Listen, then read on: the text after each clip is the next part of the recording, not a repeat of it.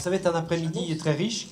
D'abord l'Assemblée Générale de l'Ariacente avec son président Manuel Machado, les administrateurs et Philippe Villevalois qui interviendront tout à l'heure. Ensuite, il y aura une conférence spectacle de Sébastien Clerc, je vous en reparlerai. Et puis ensuite, pour terminer cet après-midi, une table ronde sur les nouvelles formes de management au service des performances de l'entreprise que j'aurai le plaisir d'animer. J'ai sollicité un certain nombre d'intervenants qui vont venir nous dire quelques mots sur les actions qu'on propose en 2016. Avant, je vais faire un focus bien évidemment sur les parrains et les partenaires.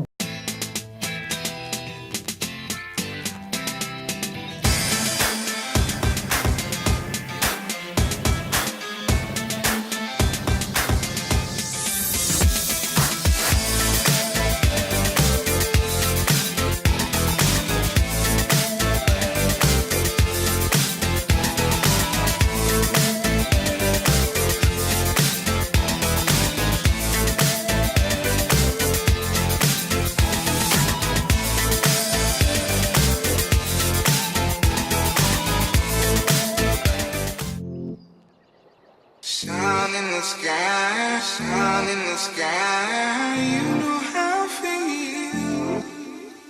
It's a new dawn, it's a new day.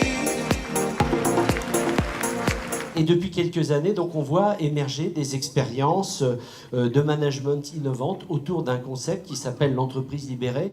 Qu'est-ce qui a fait que vous aussi vous êtes dit un jour chez Antarctic, il va falloir qu'on fasse bouger les choses? Ce qui nous a fait changer la façon de voir le travail sur Antarctic, c'est qu'on a des machines qui sont de plus en plus automatisées et on a besoin d'avoir des opérateurs qui soient compétents, formés, motivés par leur travail, donc qu'ils aient compris le sens de leur travail et en quoi le travail qu'ils font a une importance pour un client. Et on ne peut pas parler de productivité à du personnel si les problèmes quotidiens, on ne les traite pas. Ça rejoint ce que disait Stéphane.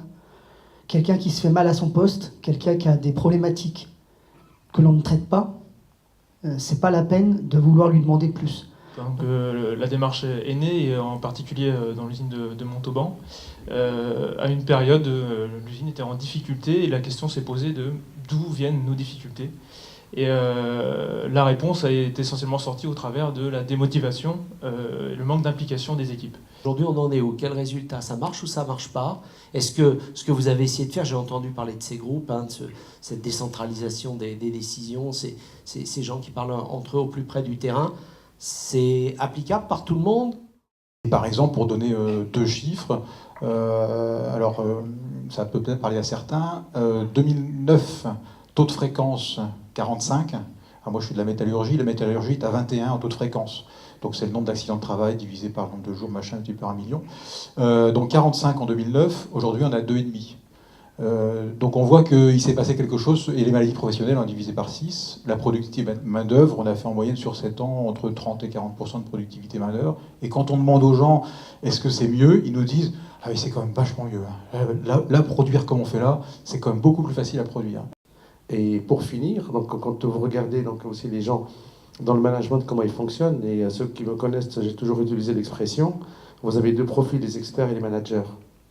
Un expert, vous lui posez une question, il vous donne une réponse. Un manager, il va reposer une question pour susciter la réponse. Ce focus qu'on a souhaité faire aujourd'hui, c'était vraiment pour que nous, dirigeants, on se questionne sur comment on doit faire évoluer nos entreprises.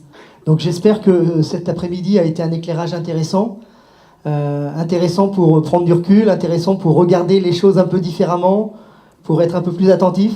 C'est clairement bluffant, mais je pense qu'il y a plein de choses à appliquer dès demain. Et comme le dit Stéphane, c'est dur, c'est toujours un pas en avant, un petit pas en arrière, mais on avance toujours. Donc je vous remercie d'être venus et je vous souhaite une bonne continuation et un bon buffet.